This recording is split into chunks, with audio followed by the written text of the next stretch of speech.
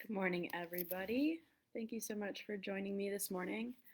I'm in Minneapolis because I get to go to the Vikings game today. My husband planned a trip for us to come up and go to the Vikings game, and we also went to the Wild game yesterday. So, if you've tuned into any of my lives in the past, you know that the Vikings mean a lot to me. So, I'm very excited to be going there today. Wish them luck. Anyway, today we're going to be talking about something that, again, I don't think it's talked about enough. Last time I was here, we talked about getting too much sleep, which a lot of times we talk about sleep deprivation. We don't talk about getting too much. And then this week will be a similar theme where many of the people that we talked to on this page found their way here because they belong to a CrossFit gym when realistically there's a really large presence of people, not only on this page, but in the world who don't enjoy exercise. And it is something that they feel forced to do, and that is not fun for them. They don't enjoy it at all. And so that is the population I wanted to talk to today. What are some strategies that you can employ to be able to get movement in without necessarily having to exercise and do something you hate? And then I also want to address those of us who have a hard time understanding when somebody doesn't enjoy exercise and can almost make those who don't enjoy exercise feel like they have something wrong with them or they're lazy or something else along those lines, and maybe a way to look at it a little bit differently and to be a little bit more gentle toward people who just don't enjoy exercise the way you do.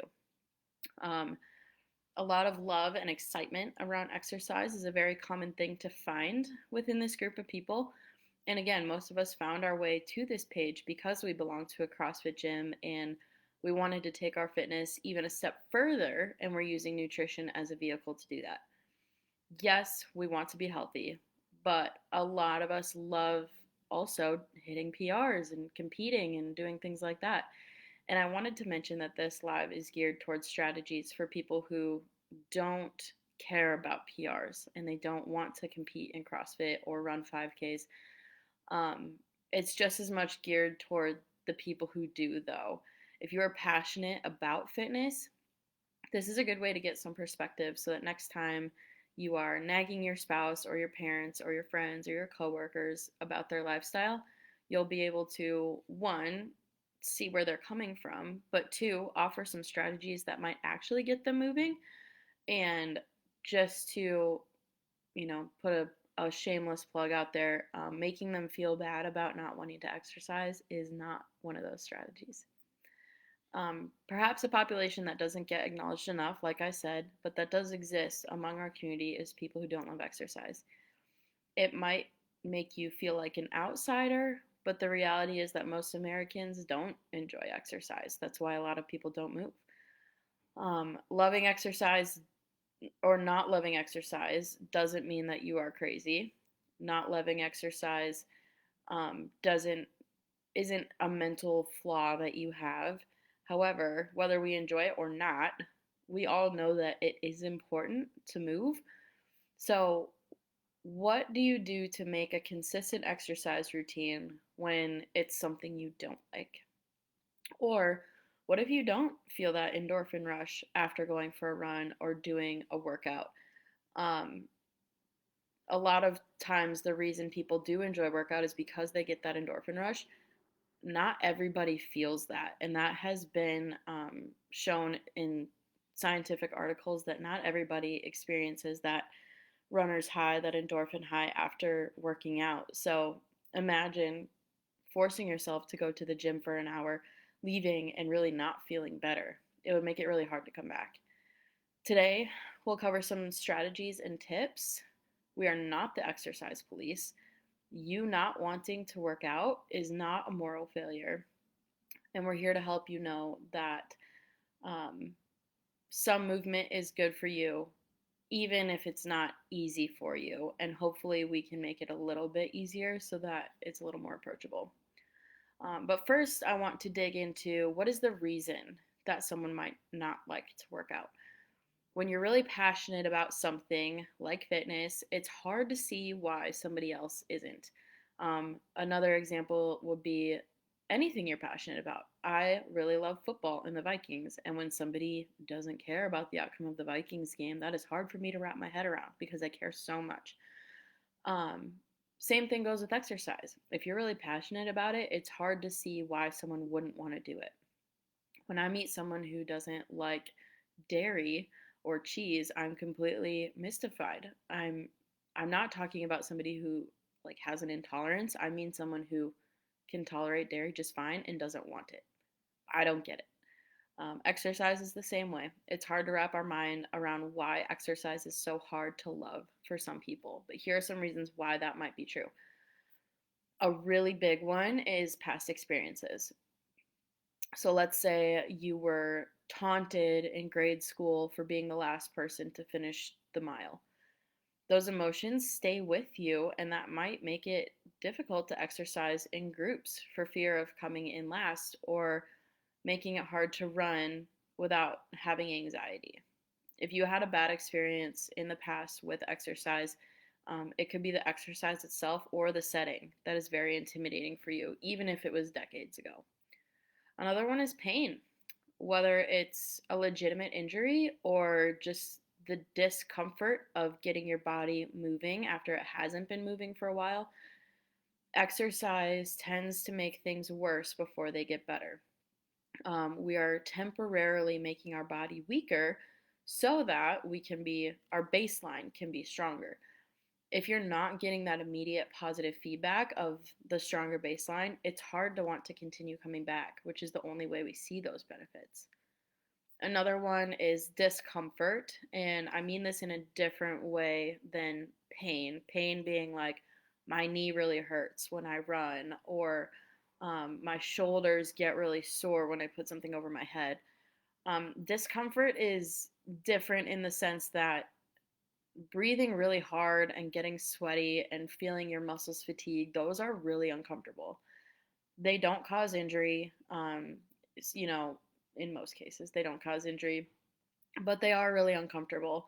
And for people who love exercise, again, this is a feeling that they like and they love this feeling, but most people do not like breathing hard and getting sweaty and feeling their muscles get really tired.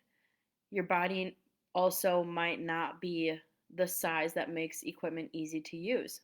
If you are 100 pounds overweight and you walk into a class where, um, let's say you're a guy who's 100 pounds overweight and you walk into an exercise class and three of the girls have muscles that are bigger than yours, that can be really a hard situation to walk into. Or the bike seat is not made for somebody of your size, or you are 5 feet tall and all the pull up bars are made for the tallest guys in the gym. Or every guy in the gym has their shirt off and they have washboard abs. All of these scenarios can make you feel really out of place and really uncomfortable and like you don't belong there. Another reason might be perception. A lot of us deal with conditioning as being a sort of punishment. If you played youth sports, um, this was the mentality that, unless you're dying, you need to keep going. Unless you're throwing up or bleeding or dying, you need to keep going. Or if you're late to practice, everyone needs to run.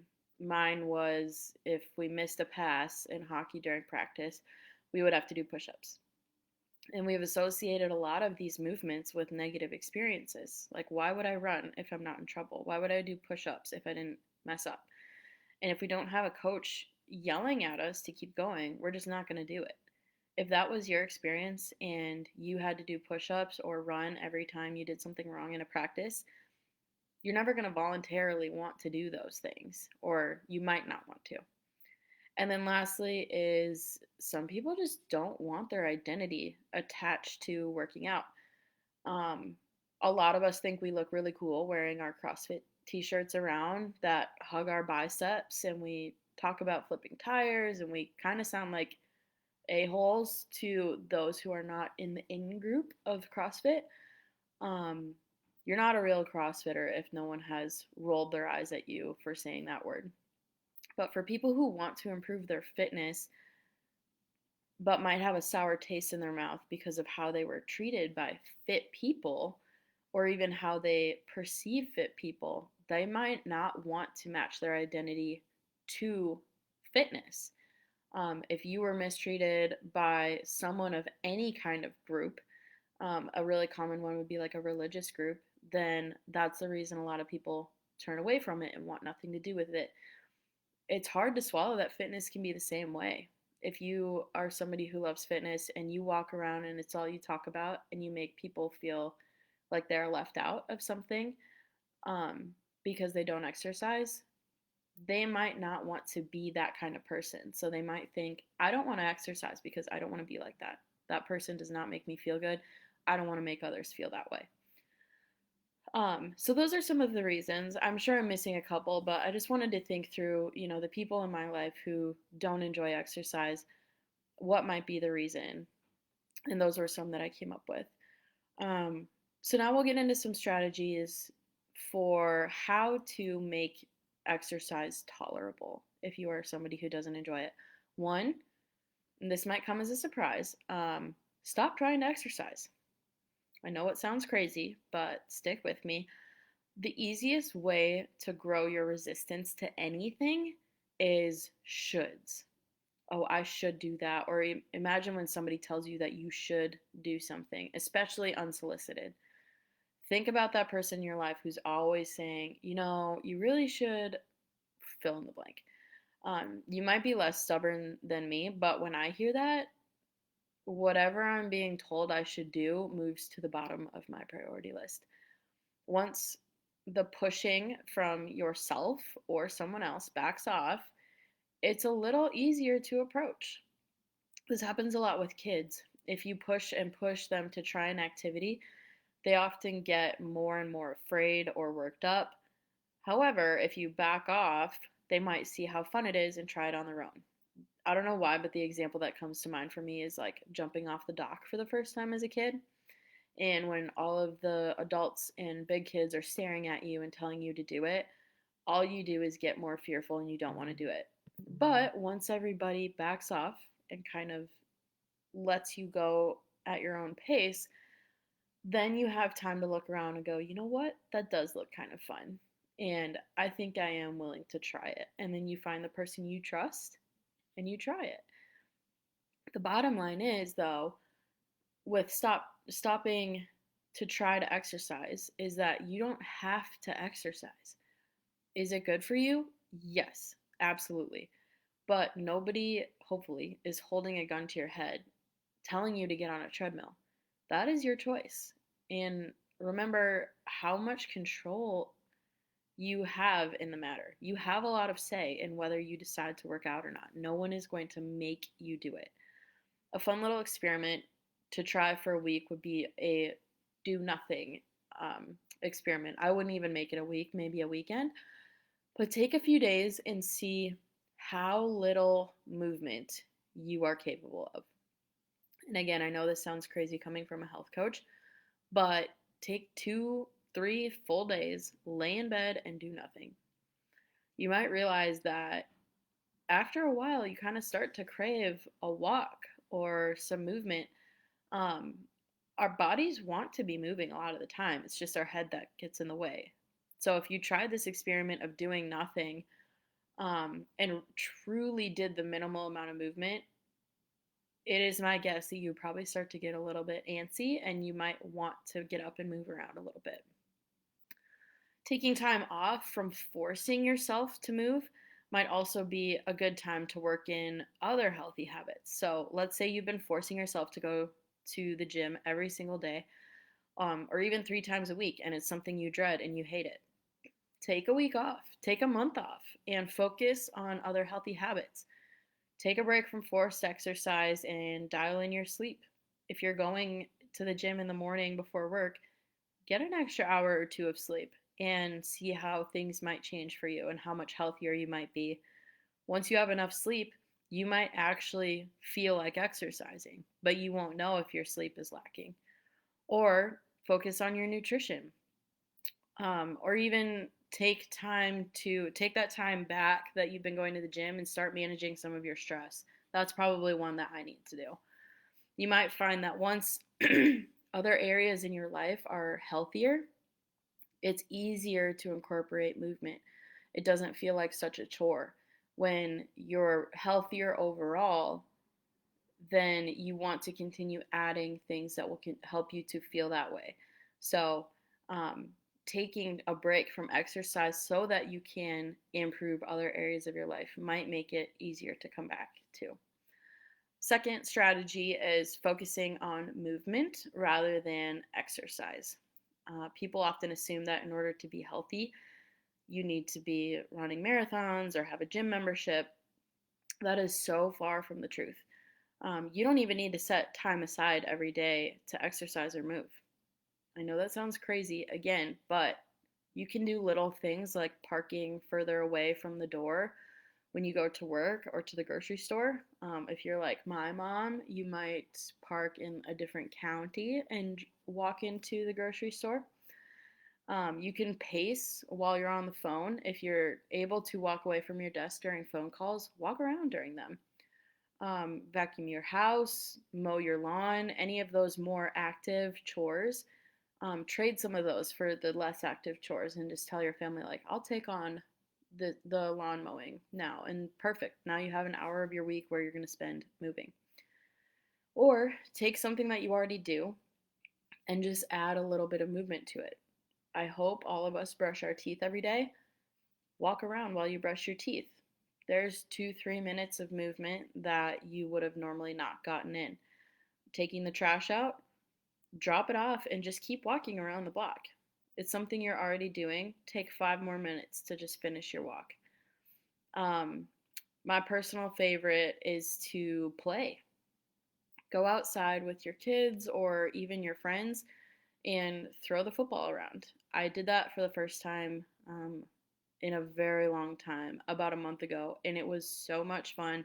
My Whoop picked up the activity and thought I was exercising, but truly I was just outside playing with friends. Any opportunity you have to do that, I would recommend it highly. Third recommendation: try new stuff. Using the 5 minute rule or the 10-minute rule, if you're familiar with that, try something new for just 10 minutes. And if you hate it, you can stop. Get in the pool. Let's say you're taking your kids to the pool for over the summer and they're in the pool. Get in for just 10 minutes. And if you're not having fun, not having a good time, that's fine. Get out. Or try a yoga class on YouTube. If after 10 minutes you've had enough, then call it. But you might end up liking it and just stay for 5 more minutes and 5 more minutes. And a lot of times you'll realize that getting started was the hardest part and that it's not actually that hard to keep going once you've gotten that momentum going. That's not always the case, but it is worth exploring. Or try something that you used to like. Think back to gym class. Was there a unit in gym class that you always enjoyed? What did you do with your friends when you were a kid outside? Did you play baseball? Did you play night games? In gym class, did you like dodgeball? You can join things like a kickball or softball league, or even rent a gymnasium for a night and play floor hockey. My parents have done that with their friends before, and it was a fun way to spend time with their friends, not at a bar. Something that I personally would like to try is making a bingo card of activities that I want to try. Um, what is an activity that you've seen on TV that looks kind of cool? Something like rock climbing or spike ball or fishing. Or if you have family members who have a favorite activity, you can put some of those on there. My dad went to his first CrossFit class not because he wanted to do CrossFit at all, but because he wanted to spend time with his wife and his daughter. Now he goes 3 or more days a week. Does your spouse like to hike? Do your kids like to paddleboard? I bet they would love to show you how to do it and to have you step into their world with them. So even if you're not doing it for the sake of exercise, do it for the sake of spending time with people that you love, and you might come across a hobby that you really enjoy. And our last one here is just adjusting your expectations. You might never become a fitness fanatic. If we can get you from being disgusted with exercise to meh about exercise, that's great. That's a win. You can stay healthy. You can be a healthy person with a pretty indifferent attitude toward exercise. If you can get to a place where exercise is something that you can tolerate, then take the pressure off to make it something that you love. You do not need to love fitness. Ask yourself or your coach how you can take what you enjoy, or at the very least, what you're already doing, and make it just slightly more active.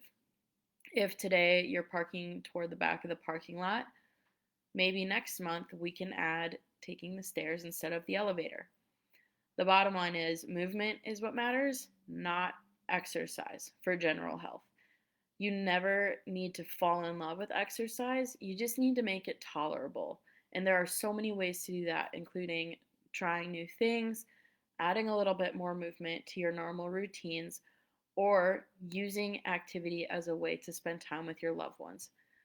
If you guys have any more ideas about how you found something that works for you when it comes to movement or exercise, I would love to hear those things in the comments. Um, but that's all I've got for you guys today. Have a wonderful Advent season, and I will see you all in January. Let's go Vikes.